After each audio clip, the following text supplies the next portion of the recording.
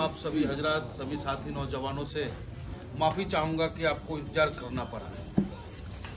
और आज हम अपने बड़े भाई मुअज़्ज़म खान साहब के पास आए हैं और कोई भाषण देने के लिए आपके बीच नहीं आए, हम आपसे मिलने के लिए आए, क्योंकि मुअज़्ज़म खान साहब अपने आप में पूरा है। इन्हें हमारी ज़रूरत नहीं है, इन्हें ज़रूरत आपकी है, इन्हें साथ आपका चाहिए। और यहाँ के जो विधानसभा अध्यक्ष हमारे बड़े भाई कारी साजिद साहब बहुत ही सुलझे हुए इंसान है। हमारे बड़े भाई अबू कैस सिद्दीकी साहब जो हापुड़ जिला से उपाध्यक्ष हैं, हाजी मुर्तजा साहब पार्टी के वफादार सिपाही, मजबूत सिपाही हैं और बहुत जल्द इनको पद से भी नवाजा जाएगा जिले से। सदाकत साहब हमारे नगर अध्यक्ष जी, साहिद साहब, और हमारे भाई गाजियाबाद महानगर के सचिव सादान अली साहब, और आप तमाम इज्जत के काबिल मेरे नौजवान दोस्तों, मेरे बुजुर्गों। राजनीतिक आदमी है तो राजनीति की बात करेंगे। और लोग कहते भी हैं कि भाई ओवैसी साहब यहाँ क्यों आ रहा, ओवैसी साहब वहां क्यों जा रहा, ओवैसी साहब यहाँ क्यों आ रहा। अरे भैया, राजनीति कर रहे तो चुनाव ही लड़ेंगे, पान की दुकान तो खोलेंगे नहीं। और राजनीति हम कर क्यों रहे? आखिर ऑल इंडिया मजलिस-ए इत्तेहादुल मुस्लिमीन को चुनाव लड़ने की जरूरत क्यों पड़ी? कल तक तो हम हैदराबाद में थे। हमारे नेता बैरिस्टर असदुद्दीन ओवैसी साहब के पास ऊपर वाले ने वो तमाम ताकतें दे रखी है जिससे वो चाहे तो हैदराबाद में अपने लिए जन्नत उतार दे। इतनी ताकत ऊपर वालों ने नवाज रखा है। लेकिन उसके बावजूद कभी बिहार की पगडंडियों में, कभी बंगाल की उन झाड़ियों में, कभी आसाम के उस बाढ़ की पानियों में, कभी गुजरात में जाकर के समुद्र के किनारे, और फिर आधी रात को तहज्जुद की नमाज में रोता क्यों है? आधी रात को जब हम और आप सो रहे होते हो, तब वो जाग करके वो शख्स उस अल्लाह के सामने रोता क्यों है? क्या कमी है अल्लाह ने दे रखा उन्हें? इसे सोचेगा कौन? तो रोने की वजह सिर्फ एक है, और वजह वो है कि हमारे देश के मुसलमान जिनको जो मुकाम मिलना चाहिए था, जो वजूद उनकी थी, वो अब नहीं है। इसका जिम्मेदार कौन? तो जिम्मेदार हम और आप।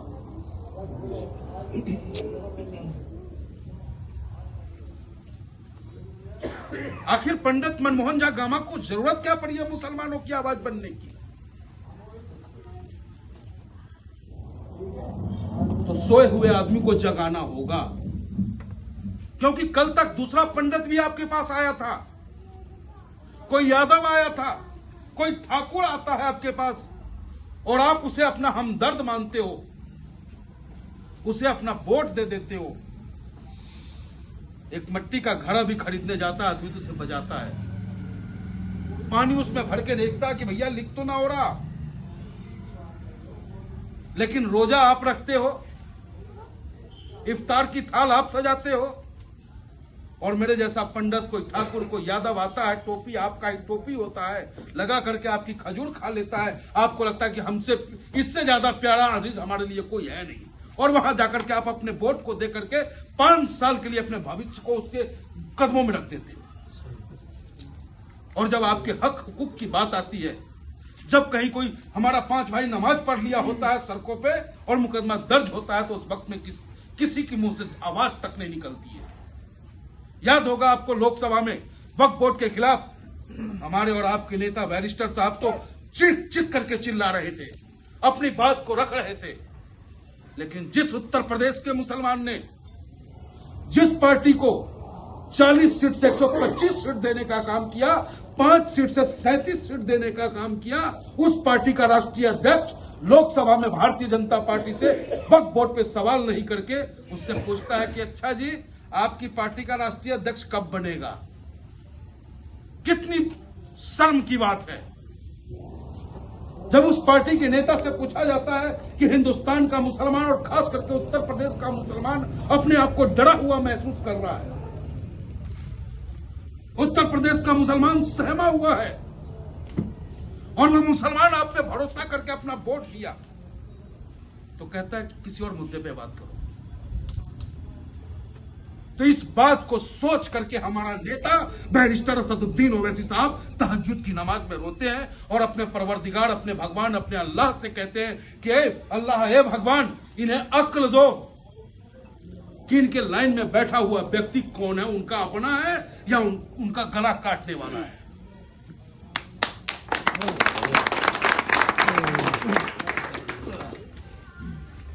तो ज्यादा समय आपका नहीं लेंगे। हम भी आपके भाई हैं, आपके बेटा हैं, हम वतनी भाई हैं। आप भी हमारे बड़े बुजुर्ग हैं, आप मेरे ताऊ के बराबर के हैं और ताऊ ही हो कहें हम आपको, तभी अच्छा हिंदुस्तान है। जाति हम बाद में ढूंढ लेंगे, पहले अपने घर को तो हम बचा लें। और ये घर कैसे बचेगा?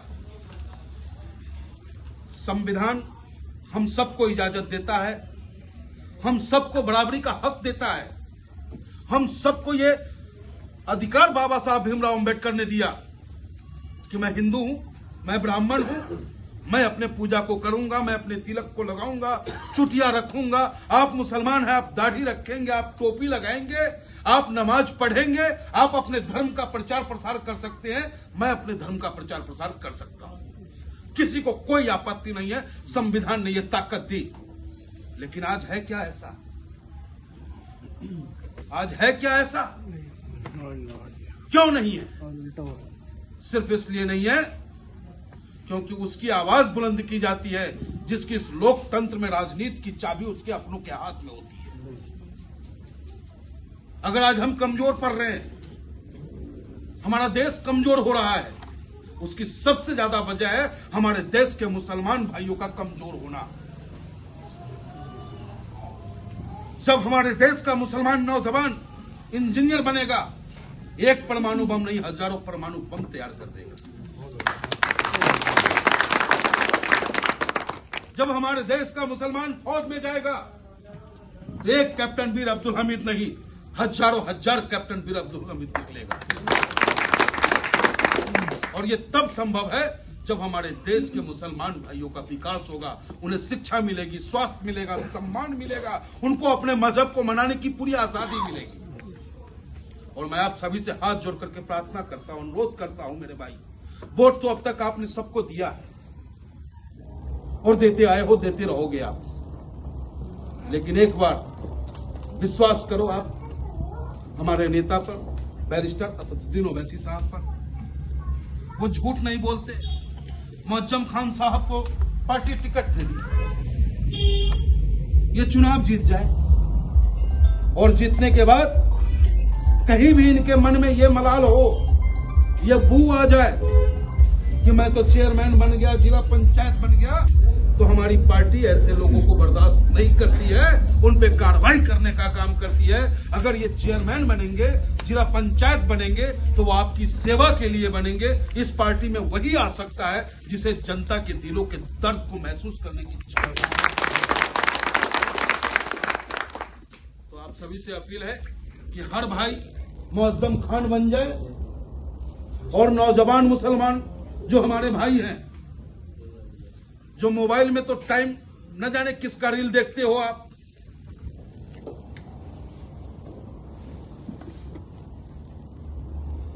जो आपको देखना चाहिए, जो आपको करना चाहिए, वो आप नहीं करते हो।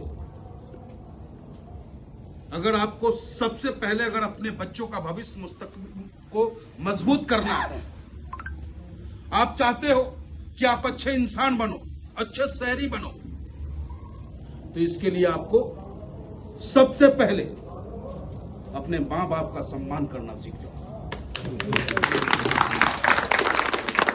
क्योंकि बड़ी उम्मीद से आपको पाला है, पोसा है और इस उम्र तक ले आया है। दूसरी बात, जो इंसान जिस धर्म में जन्म लिया है, जिस मजहब को वो मानता है, अगर उस मजहब का वो एहतराम नहीं कर रहा है, उस धर्म को धारण नहीं कर रहा है, तो वो जानवर के समान है। अगर मुसलमान अच्छे बन जाओगे तो 5 वक्त का नमाजी बनना पड़ेगा, और 5 वक्त के नमाजी बन जाओगे तो तुमसे बेहतर इंसान कोई नहीं कह रहा है। तो अच्छा इंसान बनने के लिए धर्म का ज्ञान होना बहुत जरूरी है। और जब आपके पास धर्म का ज्ञान हो जाएगा, आप जिस खुदा को मानते हो, जिस भगवान को मानते हो, उनके करीब उनकी जानकारी आप लेना शुरू कर दोगे, तो आप अपने पड़ोस में झांकना शुरू कर दोगे कि कहीं कोई भूखा तो नहीं रह गया। जाति आप नहीं ढूंढोगे, मजलूम की आप मदद करोगे। और ऑल इंडिया मजलिस इत्तेहादुल मुस्लिमीन जुमला की बात नहीं करता, जज्बात की बात करता है। यही गुजारिश है मेरी कि आने वाला जो भी चुनाव हो, हार और जीत तो ऊपर वाला तय करेगा। लेकिन आप लोग एक बार हमारे नेता बैरिस्टर असदुद्दीन ओवैसी साहब के हाथों को मजबूत करने के लिए पतंग चुनाव चिन्ह के बटन को जरूर दबा देना। जय हिंद, जय भारत। मेरे साथ नारा लगा दो आप, हिंदुस्तान जिंदाबाद, हिंदुस्तान जिंदाबाद, हिंदुस्तान जिंदाबाद, संविधान जिंदाबाद, संविधान जिंदाबाद, बैरिस्टर असदुद्दीन ओवैसी जिंदाबाद, बैरिस्टर असदुद्दीन ओवैसी जिंदाबाद, जनाब शौकत अली जिंदाबाद, जनाब शौकत अली जिंदाबाद, डॉक्टर मेहताब चौहान जिंदाबाद, डॉक्टर मेहताब चौहान जिंदाबाद, भाई मुजम्मल खान जिंदाबाद, हाजी फहीम कुरैशी जिंदाबाद। ठीक है भैया, कोई गलती तो माफ करना, क्योंकि जो भी बातें मैं आपसे किया हूँ दिल की बात किया। जब मैं अपने नेता के पास जाता हूँ ना, बहुत कुछ सोच के जाता हूँ कि ये बातें करूंगा, वो बातें करूंगा, लेकिन जब नेता के करीब पहुंचते हैं तो बस